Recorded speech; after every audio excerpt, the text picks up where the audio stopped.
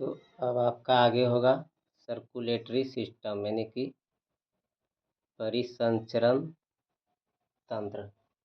Circulatory system का हिंदी क्या होता है? तो परिसंचरण तंत्र होता है। तो सर्कुलेटरी सिस्टम इसका काम क्या है? तो इसका काम है सर्कुलेशन करना। सर्कुलेशन करना सर्कुलेटरी सिस्टम यानी कि परिसंचरण तंत्र। तो इसका काम क्या है? तो सर्कुलेशन करना है काम। सर्कुलेशन का हिंदी क्या? परिसंचरण करना काम है। परिसंचरण करना काम है। परिसंचरण मतलब क्या हुआ? आवागमन करना काम है। तो इसी में आज आपको पढ़ना है सर्कुलेटरी सिस्टम में। तो सर्कुलेटरी सिस्टम में क्या क्या पढ़ना है? तो सर्कुलेटरी सिस्टम के अंदर पहले आता क्या क्या है? तो सर्कुलेटरी सिस्टम के अंदर क्या क्या आता है, मतलब कौन कौन से अंग आते हैं? तो सर्कुलेटरी सिस्टम के अंदर कौन कौन से ऑर्गेन मतलब कौन कौन से अंग आते हैं? तो कौन कौन से अंग आते हैं? तो इसमें आपका पहला ब्लड आ जाता है सर्कुलेटरी सिस्टम में। ब्लड हो जाएगा, फिर आपका हार्ट हो जाएगा। हार्ट मतलब हृदय हो जाएगा सर्कुलेटरी सिस्टम में। और उसके बाद ब्लड वेसल्स मतलब ब्लड मतलब रक्त, और वेसल्स मतलब क्या हुआ? वाहिका। ब्लड वेसल्स आ जाएगा मतलब रक्त वाहिका आ जाएगा सर्कुलेटरी सिस्टम के अंतर्गत। और इसमें फिर आपका लिम्फ आएगा। लिम्फ मतलब क्या हुआ? लिम्फ मतलब लसिका। लसिका ये सभी अंग जो है, ये सभी जो अंग है, blood, heart, blood vessels, lymph, ये सभी सर्कुलेटरी सिस्टम के भाग है। ब्लड, हार्ट, ब्लड वेसल्स और लिम्फ यानी कि लसिका, ये सभी जो है सर्कुलेटरी सिस्टम के भाग हैं। तो इसका देखिए सर्कुलेटरी सिस्टम के फादर किन्हें कहा जाता है? तो सर्कुलेटरी सिस्टम का फादर जो है, सर्कुलेटरी सिस्टम का फादर विलियम हार्वे को कहा जाता है। किन्हें कहा जाता है? विलियम हार्वे को सर्कुलेटरी सिस्टम का फादर। और सर्कुलेटरी सिस्टम का ही एक अन्य नाम है, मतलब दूसरा नाम है। तो सर्कुलेटरी सिस्टम का दूसरा नाम है एंजियोलॉजी। सर्कुलेटरी सिस्टम का ये दूसरा नाम क्या है? एंजियोलॉजी नाम है सर्कुलेटरी सिस्टम का दूसरा नाम। परिसंचरण तंत्र का दूसरा नाम क्या है? तो एंजियोलॉजी है। अब इसमें देखिए क्या क्या होता है। तो परिसंचरण तंत्र में तो सर्कुलेटरी सिस्टम के अन्य नाम है एंजियोलॉजी। तो सर्कुलेटरी सिस्टम देखिए है जो सर्कुलेटरी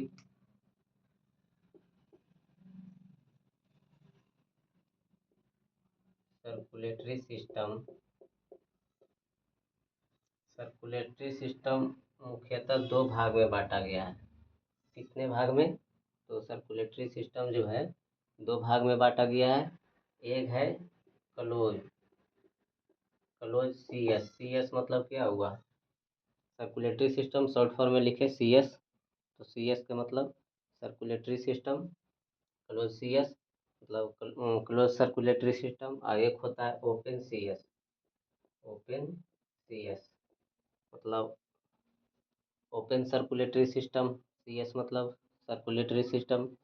तो क्लोज सी एस जो है, तो क्लोज मतलब क्या हुआ? बंद। सी एस मतलब सर्कुलेटरी सिस्टम, तो बंद परिसंचरण तंत्र। और ओपन सर्कुलेटरी सिस्टम मतलब खुला परिसंचरण तंत्र। तो बंद बंद परिसंचरण तंत्र जो है वो किस में होता है? तो आपको इसमें जानना है कि बंद परिसंचरण तंत्र के अंदर क्या क्या आएगा। तो पहला आएगा डक्ट। क्या आएगा? डक्ट, DUCT, डक्ट आएगा। उसके बाद ब्लड वेसल्स आएगा। क्या आएगा? Blood vessels. ब्लड वेसल्स में भी क्लोज सर्कुलेटरी सिस्टम होता है। तो डक्ट मतलब क्या हुआ? नल हिंदी में जान लीजिए। डक्ट मतलब नलिका। डक्ट मतलब क्या हुआ? नलिका। और ब्लड वेसल्स मतलब रक्त वाहिका हो गया। ब्लड वेसल्स मतलब रक्त वाहिका।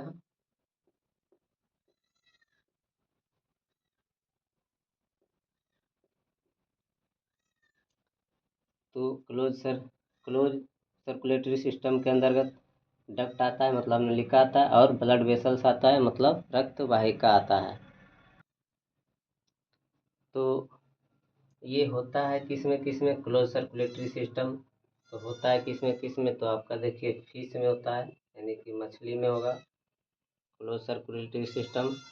फिर एनिमल में होगा, एनिमल हो जाएगा, एनिमल में भी क्लोज सर्कुलेटरी सिस्टम होता है। और ह्यूमन में होता है, मतलब मानव में भी क्लोज सर्कुलेटरी सिस्टम होता है, ह्यूमन में भी, यानी कि मानव में भी क्लोज सर्कुलेटरी सिस्टम होता है।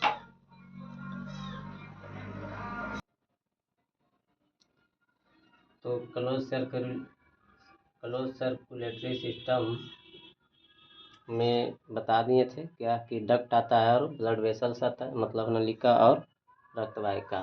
तो इसमें क्लोज सर्कुलेटरी सिस्टम होता है किसमें, तो फिश, ह्यूमन और एनिमल में। अब पूछेगा कि ओपन सर्कुलेटरी सिस्टम किसमें होता है। ओपन सर्कुलेटरी सिस्टम, तो ओपन सर्कुलेटरी सिस्टम जो है आपका क्या हो, किसमें होगा, तो कॉकरोच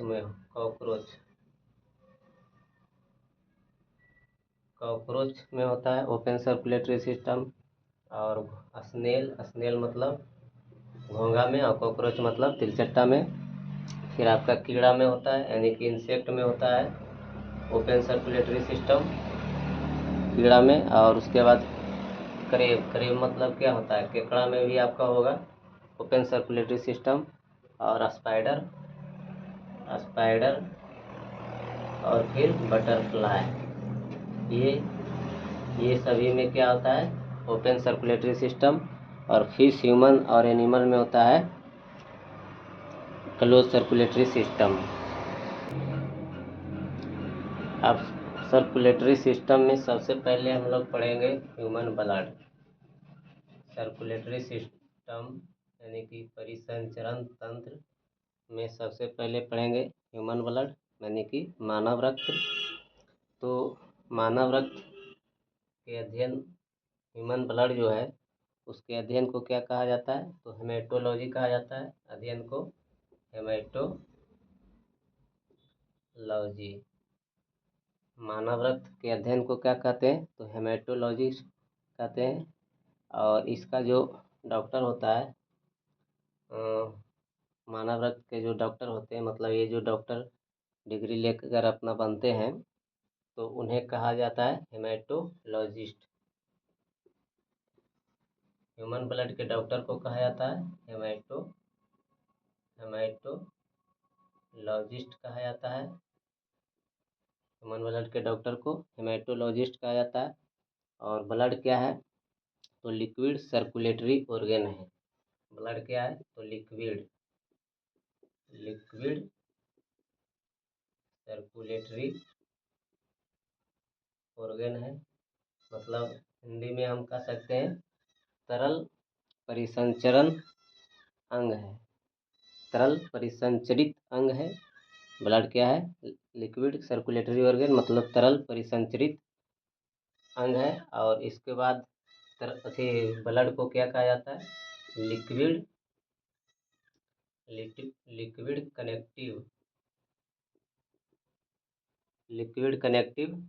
और लिक्विड कनेक्टिव टिश्यू, मतलब ब्लड जो है, ह्यूमन ब्लड जो है तरल संयोजी ऊतक है। ह्यूमन ब्लड तरल परिसंचरित अंग है, और ह्यूमन ब्लड को ही लिक्विड कनेक्टिव टिश्यू भी कहते हैं। अब ह्यूमन ब्लड है जो कि मेल में कितना होना चाहिए, तो एक साधारण मेल में ह्यूमन ब्लड 6 से 6.5 लीटर होना चाहिए। साधारण मेल में, साधारण मानव जो होता है उसमें, मतलब ह्यूमन ब्लड 6 से 6.5 लीटर होना चाहिए। और साधारण फीमेल जो होती है, साधारण फीमेल, उसमें ह्यूमन ब्लड 5 से 5.5 लीटर होना चाहिए। 5 से 5.5 लीटर साधारण फीमेल में। ह्यूमन ब्लड है जो हमारे टोटल बॉडी का कितना परसेंट होता है, तो ह्यूमन ब्लड जो है हमारे बॉडी जो है उसके टोटल वेट का, मतलब टोटल वजन का 7% होता है। ह्यूमन ब्लड जो है हमारे शरीर में जो वजन है, हमारे शरीर का जो वजन है उसका 7% होता है। Human blood. Total body weight का 7% होता है। और ह्यूमन ब्लड बनता कहाँ है? तो ह्यूमन ब्लड है जो कि बनता है बोन मैरो में। किसमें बनता है? बोन मैरो में। बोन मैरो मतलब अस्थि मज्जा में ह्यूमन ब्लड बनता है। बोन मैरो में यानी कि अस्थि मज्जा में ब्लड का निर्माण होता है। और ये जो ब्लड बनता है, इस प्रक्रिया को क्या कहते हैं? ह्यूमन ब्लड जो बनता है, इस प्रक्रिया को यानी कि प्रोसेस को क्या कहा जाता है? तो ह्यूमन ब्लड के बनने के प्रोसेस को यानी कि प्रक्रिया को हेमाटोपोइसिस कहा जाता है। क्या कहा जाता है? हेमाटोपोइसिस कहा जाता है। ह्यूमन ब्लड जो बनता है, इस प्रक्रिया को हेमाटोपोइसिस कहा जाता है। और भ्रूण जो होता है, जो बच्चा उच्चा होता है, एम्ब्रियो एम्ब्रियो जब बच्चा जो माँ के गर्भ में होता है, तो एम्ब्रियो मतलब क्या? भ्रूण हुआ। एम्ब्रियो मतलब भ्रूण। तो बच्चा जब माँ के गर्भ में होता है, तो उसमें ब्लड कहाँ बनता है? तो उसमें लीवर में बनता है। बच, बच्चा जब माँ के गर्भ में होता है, तो उसमें ब्लड कहाँ बनता है? तो लीवर में बनता है। लीवर में बनता है, लीवर मतलब यकृत में बनता है। और ब्लड का पीएच मान कितना होता है? तो ब्लड का पीएच मान 7.45 होता है, जो कि क्षारीय। 7.45 यानी कि 7.45 यानी कि 7.4 जो है, ये क्या क्षारीय कहलाएगा? तो ब्लड का पीएच मान 7.4 होता है, जो कि भस्मीय भस्मीय यानी कि एल्केलाइन होता है। भस्मीय यानी कि एल्केलाइन होता है। भस्मीय भस्मीय यानी कि एल्केलाइन होता है। तो एल्केलाइन कब होगा? जब ब्लड में ब्लड है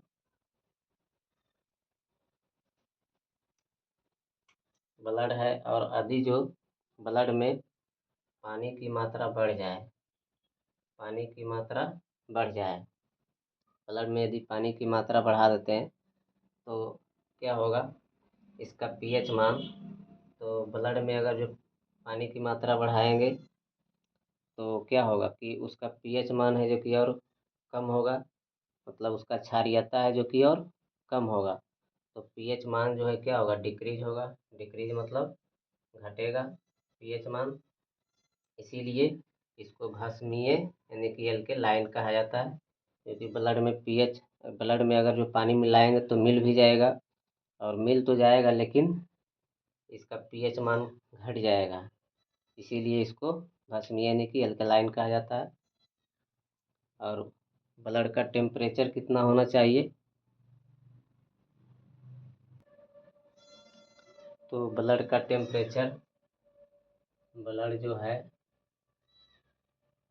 इसका टेम्परेचर, ब्लड का टेम्परेचर कितना? 38 डिग्री सेल्सियस होता है। ब्लड का टेम्परेचर कितना होगा? तो 38 डिग्री सेल्सियस होगा। मतलब रेंज में अगर जो पूछेगा, रेंज में रेंज में पूछेगा तो 37.5 से 38 डिग्री सेल्सियस होगा। रेंज में ब्लड का टेम्परेचर कितना होगा? तो 37.5 से 38 डिग्री सेल्सियस। लेकिन डायरेक्ट पूछेगा तो 38 डिग्री सेल्सियस। और ब्लड का कलर, तो ब्लड का कलर जो है क्या होता है? तो ह्यूमन ब्लड जो है उसका कलर क्या होगा? तो रेड होगा। कलर ऑफ ह्यूमन ब्लड क्या होगा? मतलब ह्यूमन के जो खून है उसका रंग क्या होगा? तो लाल होगा। तो लाल किसके कारण होगा? तो कलर जो है लाल ह्यूमन ब्लड का किसके कारण होगा? तो हीमोग्लोबिन के वजह से होगा। किसके वजह से लाल होगा? हीमोग्लोबिन के वजह से मानव रक्त लाल होता है। और देखिए एक चीज़ यहाँ पर ही कि ह्यूमन ब्लड को मेजर किस में कहते हैं, तो हीमोसाइटोमीटर में करते हैं। किस में करेंगे इसको मेजर, मतलब मापते हैं किस में, तो हीमोसाइटोमीटर। ह्यूमन ब्लड को मेजर किस में किया जाता है, मतलब नापा किस में जाता है, तो हीमोसाइटोमीटर में नापा जाता है। तो ब्लड है जो कि लाल किसके वजह से होता है, तो हीमोग्लोबिन की वजह से लाल होता है ब्लड। और इसमें अब देखिए हीमोग्लोबिन जो है क्या है, तो हीमोग्लोबिन जो है, तो हीमो का मतलब क्या, हिम जो है, हिम का मतलब क्या हुआ, तो हिम का मतलब हुआ आयरन। क्या हुआ, आयरन। और ग्लोबिन जो है, ये ग्लोबिन, तो ग्लोबिन का एक प्रोटीन होता है। ग्लोबिन क्या होता है, तो एक प्रोटीन होता है। हिम मतलब हुआ आयरन और ग्लोबिन का मतलब प्रोटीन। तो आयरन कंपाउंड होता है, हिम का मतलब आयरन कंपाउंड, और ग्लोबिन नाम का एक प्रोटीन होता है। तो इसको हिंदी में कह सकते हैं लोहे से बना यौगिक। हीमोग्लोबिन को क्या कहेंगे, लोहे से बना यौगिक। ठीक, क्योंकि आयरन कंपाउंड और ग्लोबिन मतलब नाम के प्रोटीन से मिलकर बनता है हीमोग्लोबिन। तो अब इसमें आयरन जो है, तो आयरन का तो बहुत, आयरन जो होता है Fe प्लस 2 के रूप में, मतलब फेरस फेरस होता के रूप में आयरन इसमें होता है हीमोग्लोबिन में। तो आयरन का हिंदी क्या हुआ, लोहा। तो लोहे से बना यौगिक होता है हीमोग्लोबिन में। और ग्लोबिन मतलब, हीम मतलब होता है आयरन कंपाउंड, मतलब लोहे से बना यौगिक, और ग्लोबिन का मतलब प्रोटीन। Fe2 प्लस, मतलब इसको क्या चीज़, फेरस कहा जाता है। फेरस, FeRROUS, फेरस कहते हैं। अब है हीमोग्लोबिन को शॉर्ट में किस प्रकार, तो हीमोग्लोबिन को शॉर्ट में HB लिखा जाता है। हीमोग्लोबिन को शॉर्ट में क्या लिखेंगे, तो HB लिखेंगे। HB के मतलब हुआ हीमोग्लोबिन। तो हीमोग्लोबिन को शॉर्ट में HB लिखेंगे। तो हीमोग्लोबिन जो है मेल में और फीमेल में कितना कितना होता है, तो मेल और फीमेल, HB लिखने का मतलब हुआ हीमोग्लोबिन। इसको याद रखना है। तो मेल में हीमोग्लोबिन होगा 14 से 16 ग्राम, 14 से 16 ग्राम, 14 से 16 ग्राम पर DL मतलब डेसीलीटर पर DL of blood,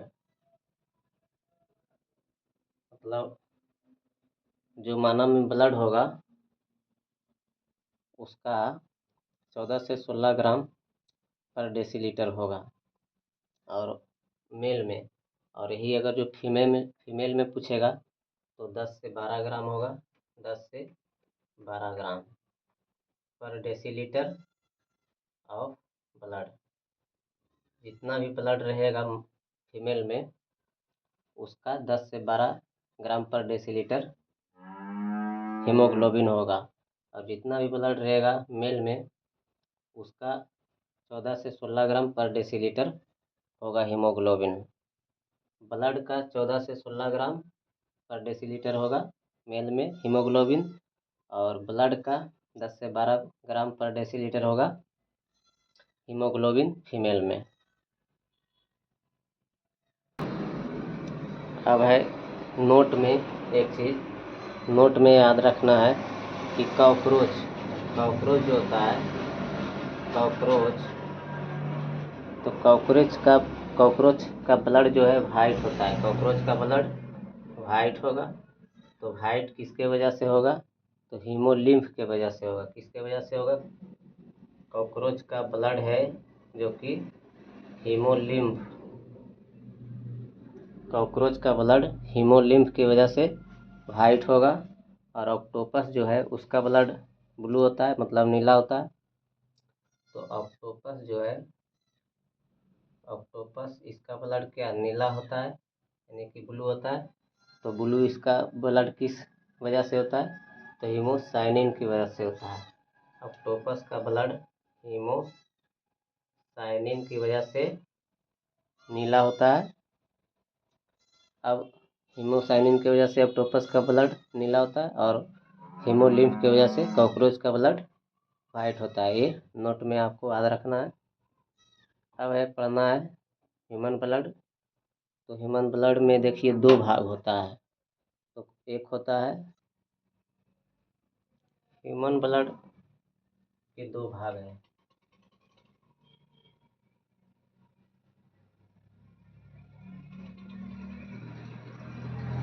human blood, human blood तो ह्यूमन ब्लड के दो भाग हैं। दो भाग है, तो एक भाग है ऑक्सीजिनेटेड। क्या है, ऑक्सीजिनेटेड है ह्यूमन ब्लड। एक होता है ऑक्सीजिनेटेड, मतलब ऑक्सीजन युक्त, और एक होता है डीऑक्सीजिनेटेड। डीऑक्सीजिनेटेड डीऑक्सीजिनेटेड ऑक्सीजिनेटेड मतलब ऑक्सीजन युक्त, और डीऑक्सीजिनेटेड मतलब ऑक्सीजन रहित।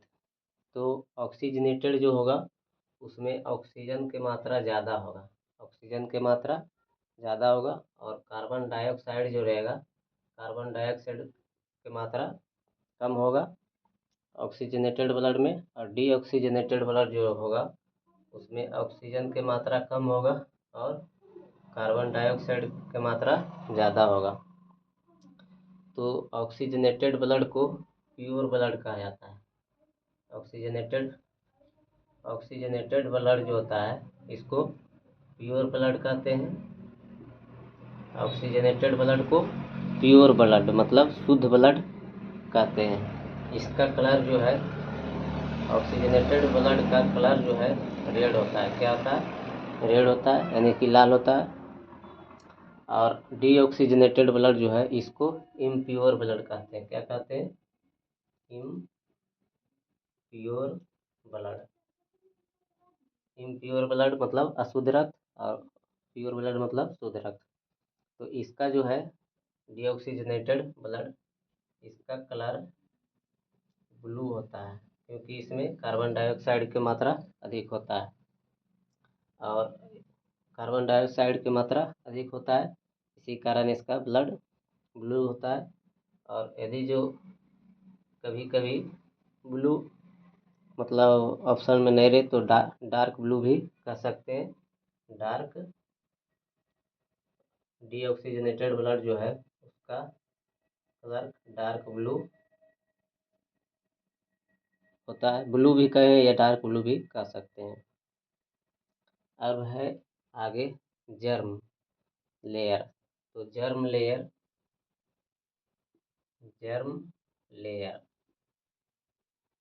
तो जर्म लेयर कितने प्रकार के होते हैं, और जर्म लेयर जो है कितने प्रकार के होते हैं, और ब्लड जो है किस जर्म लेयर के अंदर आता है। तो जर्म लेयर जो है तीन प्रकार के होगा। जर्म लेयर तीन प्रकार के, एक होता है एक्टोडर्म। एक्टो एक्टोडर्म होता है, और एक होता है मीजोडर्म। मीजोडर्म और एक होता है एंडोडर्म। क्या होगा, एंडोडर्म। एंडोडर्म होगा। तो एक्टोडर्म मतलब क्या हुआ, बाहरी। एक्टोडर्म मतलब बाहरी, और मीजोडर्म मतलब बीच वाला, और एंडोडर्म मतलब अंदर वाला। तो ब्लड है जो कि किस जर्म लेयर के अंतर्गत आता है, तो ब्लड जो है आ जाएगा आपका मीजोडर्म के अंतर्गत। ब्लड किस जर्म लेयर के अंदर आएगा, तो मीजोडर्म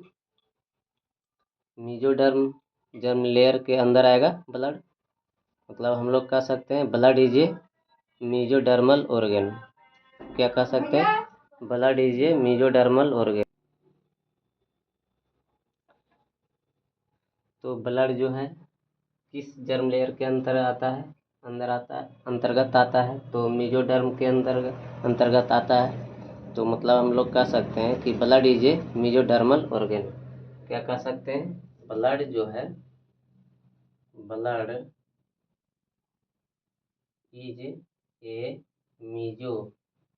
मीजोडर्मल ऑर्गेन। मतलब ब्लड एक मीजोडर्मल अंग है।